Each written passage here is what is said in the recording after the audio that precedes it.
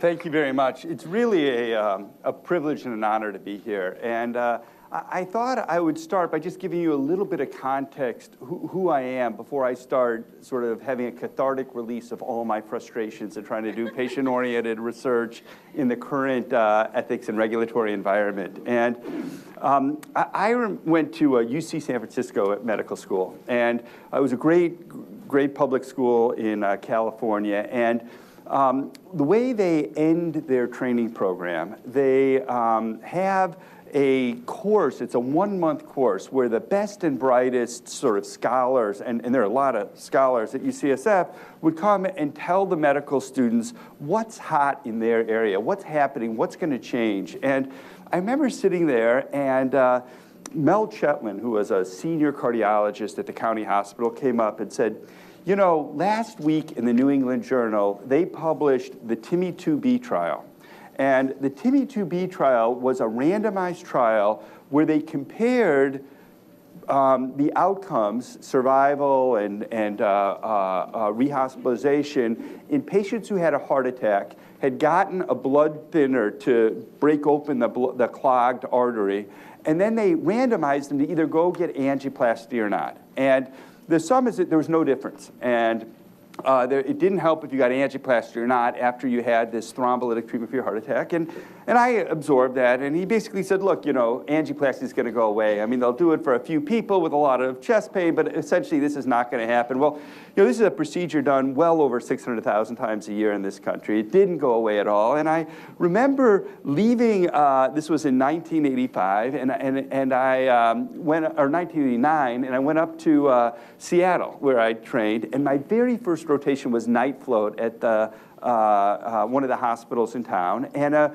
woman comes in with crushing chest pain. She's clearly got a big heart attack going on. They give her this clot-busting drug. I mean, within 15 minutes, her pain goes away, her EKG normalizes. I mean, it is the definition of a successful treatment. And so I was night float, so I took care of her overnight, and wrote my recommendations about, you know, what we should do and exercise and stopping smoking and all that. And I came back the next day, and I realized she'd actually gone to get an angiogram and was going to get angioplasty the following day. And I, you know, not being known for being a wallflower, I hung around after my night shift ended, and I went with the New England Journal article to the cardiologist, and I said, why are you taking this woman to angioplasty? You know, this study says there's no difference. Why not just treat her with medicines? It would be less invasive, less risky.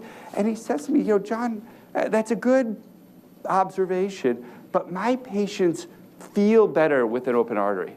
And I'm not doing it to make her live longer. I want her to feel better. You know, there's not much you can say to that, because our health system systematically devalued and did not collect data about how patients feel, their symptoms, their function, their quality of life. And I mean, it's amazing that, you know, 3 days into residency, my entire career path would be formed. But that's what happened. I got very interested in trying to capture patients' perspective of their disease. And as a fellow, I wrote a questionnaire that basically systematically asked patients with coronary artery disease, how much chest pain do you have? Does it limit you in doing the things you want to do? Are you satisfied with the way you're getting treated for your chest pain? And what's your quality of life like? And that questionnaire, you know, has now been translated over 16 languages. It's been used all over the world. Did one for heart failure, the same thing. Did one for peripheral artery disease, because there was no way to capture the patient's voice in an outcome when we are trying to evaluate the comparative effectiveness of alternative treatment strategies. And to me, that was sort of a moral imperative. So, you know, through all the sort of dismissive, this isn't real research I got from all of my mentors and colleagues in trainings, I held fast to that idea. And the first phase of my entire research career— Spertus, I need to tell you to stay on this side of the book. Oh, why? That? For the camera. Oh, didn't realize that. Okay, so that laid the foundation of my sort of early part of my career, and part of the reason I came to Kansas City was St. Luke's Hospital had a very large angioplasty database, and I asked them, would it be okay for me to survey patients before and a year later to find out how they benefited from getting treated with angioplasty at our institution? And a guy named Ben McAllister was just taken over as head of research there, just retired from practice. Could not have been more supportive. I mean, those who know Ben, if you had passion for an idea and you really felt this was important, I mean, he would do anything to allow you to succeed, and really, took his own satisfaction from watching himself help others be successful. And so, back then we didn't have to go through a lot of informed consent or anything. I mean, the fact that we would give questionnaires to patients, the mere fact that they completed the questionnaire was sort of de facto consent. And we did, I can't remember if we got consent to call them later, but I think that was part of routine care at the institution to call them to find out if they'd been hospitalized or even if they were still alive or not. And so we just added the questions, and we generated a lot of really important information. And then we started believing that some patients would benefit a lot, some patients would benefit little, and we ought to individualize the care that we give to patients by predicting what is your likely outcomes as a patient. So my likely outcomes would be very different than Millie's outcomes if we were both had chest pain and needed to consider angioplasty. Why not build prediction models and share with patients at the time they need to make a decision what are the potential benefits or the outcomes you would experience as a patient, not sort of an average across all patients, but people like you. For me, a 53-year-old guy with diabetes, what would your outcomes be? And that would be very different than my mom or my grandfather would have. And I ought to make a decision based on how I'm going to benefit or not benefit from one treatment versus another. And so we built an IT technology to be able to execute these kinds of models integrated within workflow. We've done it sort of for informed consent documents, for shared decision-making tools, and it's been a very exciting ride to try and see how this works. In fact, we did a 9-center study, and we found out that two things really interesting. First, just by providing doctors the risk for an individual patient for bleeding, doctors could alter the way they treated those patients, and the risk of bleeding, which is a major complication of angioplasty, dropped by 45%. Huge reduction. I mean, a big improvement in safety, and they did it by tailoring the use of a more expensive treatment to those who most benefited and using a less expensive treatment. And so the hospitals actually saved a lot of money. And so the opportunity to save money and improve safety and outcomes is really a terrific concept. And I'll come back to sort of how we've taken that going forward, but we were very excited to be able to sort of work on these kinds of projects over the last 20 years, and it's been a very rewarding ride for us. And one of the things that's been very nice for me is working at St. Luke's Hospital, Kansas City. So I'm a UMKC professor. I wear sort of several different hats, but my base of operations is St. Luke's. And St. Luke's, long before there was a great buzzword about a learning healthcare system, really was a learning healthcare system. We had data, we studied our practice patterns, we learned where our practice patterns differed from how they ought to be. We did interventions to try and improve our care. And the culture at St. Luke's is that if you show me there's a problem and you're willing to give me a solution to try, I'm happy to do it. And that's very unique. I mean, I have colleagues at Harvard, at Yale, Seattle, where I came from.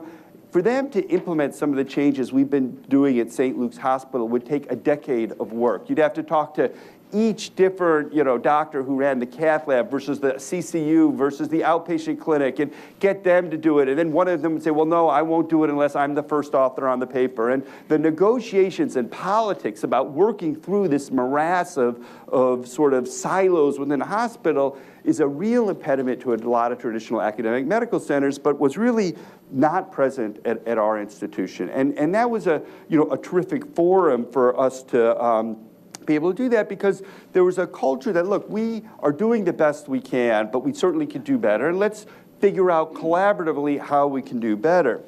But improving care requires a number of steps.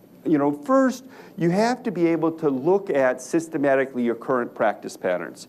And that may require chart reviews, extraction of data from electronic medical records. Occasionally, it requires interviewing patients. These are all very low-risk procedures to be able to do, and yet the scrutiny between the legal department, the IRBs, and we actually have a terrific IRB. I won't say the same about our legal department, but we've had a lot of sort of, uncertainty about what we could do. I mean, I feel that there's a moral imperative to figure out if you're doing well and if you can do better, and that not doing so, not studying the patients you treat, not figuring out from their perspective how they're doing, you are doing a real disservice, because if you can't deliver perfect care today, and none of us can, you're not even making a commitment to do better. And so for me, that was a real challenge. But suffice it to say, if you want to do sort of this kind of quality improvement research, you've got to look at your current practice patterns. You have to compare it against guidelines or other evidence-based consensus statements. You then have to study, if you don't think all patients are equal, and I can assure you, if you look around the room, we are not all the same individual, that in fact, you should figure out who benefits most. Do the old benefit more than the young? Do the women benefit more than the men? Do those with diabetes get less benefit than those without? We need to understand this if we want to deliver personalized care and optimize the outcomes and the effectiveness and the cost effectiveness of the care that we delivered. And we all acknowledge that the value for the American healthcare dollar is horrific and needs to get better. Then you need to develop novel strategies to improve. You've looked at your practice patterns, you've defined a problem. Now you've got to be creative and figure out, how am I going to change the way we treat patients? How am I going to convince different physicians who all believe that every judgment they ever make is absolutely perfect to consider a broader spectrum, to not, if you say, well, we want to implement a protocol, and say, well, I don't want cookbook medicine. And even if you can say to them and clarify for them, this isn't cookbook medicine, if you're going to deviate from the protocol because there's a really good reason, we embrace that. Still, it's a very, very hard sell. And then you measure, again, did this innovation that we just created make a difference? If it made a difference and if it improved things, that's fantastic. If it didn't, let's go back to the drawing board, redesign it, and continually strive to do better. And when we do this for internal purposes, we don't need informed consent. We don't need IRB review. I mean, we do get IRB review, and it just gets exempted, but we don't go through sort of the scrutiny and rigmarole. However, St. Luke's is just not desiring to be a learning healthcare system. We also are a member of a much broader series of learning institutions that also have an obligation to share with each other what works and what doesn't work. If we've invested a lot of resources to create a brand new transitional care program for patients with heart failure so they can get home and stay out of the hospital, and it doesn't work, do we really want to not share that with our colleagues so they can spend all that money and all that effort and reproduce, the failure to change the outcomes of patients leaving the hospital from heart failure? That's not useful. That's not helpful. That's not part of a collaborative profession seeking to improve care. And so we want to publish. I mean, we feel, that to share with our colleagues, we need to present the data in national meetings, we need to write publications for it, but all of a sudden that same process that we did to improve care is completely different. Now we need a whole bunch of IRB approvals and contracts. We have to get signed informed consents. And even if these consents are around education, a project, so today, the IRB is considering two projects. I was going to save this for the end, but this is the perfect time to introduce the first one. One of our projects is, it turns out that when patients have a stroke, an ischemic stroke, a blood clot to the brain, that's a devastating event. And there is a medicine, just like I described for the heart, that the same medicine can dissolve the blood clot in the brain.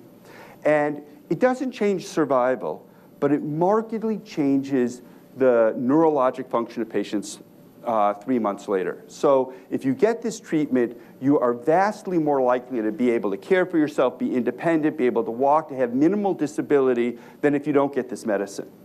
And yet, this medicine is used between 5 and 7% of the time in patients with acute ischemic stroke. And there are a lot of barriers to that, the largest being that the doctors who are making that decision know that this drug has a risk of a big bleed. In the ER, they've sometimes seen these bleeds. It scared them from using the drugs, and they never see those patients 90 days later to know if they're, homebound or in a nursing home, unable to care for themselves, or if they're back at work. They just don't know. And so so the challenge has been, how do you get the get the doctors to know the benefits. So we've taken our risk prediction models, and we can show right at the time, this patient with these characteristics, this is the probability of them having no significant neurologic impairment in 90 days with or without the drug. And we've worked with a lot of patients to share that information, or to learn the right format to share that information with patients, so doctors, patients, their caregivers will be able to come up with a decision about what's right for that patient. Our IRB says, well, now we want you to get informed consent. So you have this time-critical decision you need to make, because you have to give this drug within minutes of the patient arriving at the hospital, and you're supposed to stop, not treat them, because the intervention is just an educational sort of knowledge, sharing exercise with the patient to run through, that this is a research protocol and you have to allow us to do this or that, study your data over time. It's a very big problem for us. And so we are really struggling with the current sort of research ethics paradigm about how to evaluate these kinds of innovations in care. And I don't think there's anybody in this room who wouldn't say that more knowledge to help inform a patient and their family about whether to take a life-saving or maybe if not life-saving, a function-preserving treatment or not, is what we intended when we created oversight of IRB boards and the need to solicit from patients their assent to participate in the study. We're not randomizing the treatment, we're just we're not even randomizing, we're doing a pre-post comparison of giving people information or not giving people information. And so these are challenging things that we're reconciling, and I've been given the sort of cutoff sign, and so I'm halfway through my comments. I will just say that I do want to raise one other issue, just because I think it might be very interesting, is that the consent issue has gotten even more difficult with financial conflicts of interest. And this is a very interesting issue. So if you're a health system, you've created a brand new infrastructure for delivering care, and you want to keep it going, and you want to share it with others, other hospitals, others, how do you do that, right? We don't have a capacity. When we have run our entire program grant to grant, we set up an entire IT infrastructure to personalize medicine, and then when the grant ends, do you shut it down? Or do you spin it off into a company that can try and help disseminate and improve and continue to evolve that technology? And now, because we chose to do that with one of our things, every time we enroll anybody or even treat anybody in our hospital, we have to give them a separate statement declaring that St. Luke's has a financial conflict of interest, because we're giving you personalized estimates of your outcomes, and through multiple series of connections, we may financially benefit in the long run if this sweeps the nation and becomes good, even though that's not in any way part of the motivation of doing this. So, it has been a very interesting experience for me to be very interested and motivated in understanding patients' experience with their disease, trying to personalize care to their particular risks and benefits, and create an infrastructure to share with them their outcomes so they can participate as equals with their doctor about the decisions that they need to make, and yet to feel like at every step of the way we're creating some violation of ethics, we're blocking, we're needing all this IRB approval, all these things. And I mean, I don't mean to whine, but I'm whining. And we need a new format, a new way of thinking about this and how we're going to deal with it. So I'll stop there, and thank you very much for the opportunity to talk.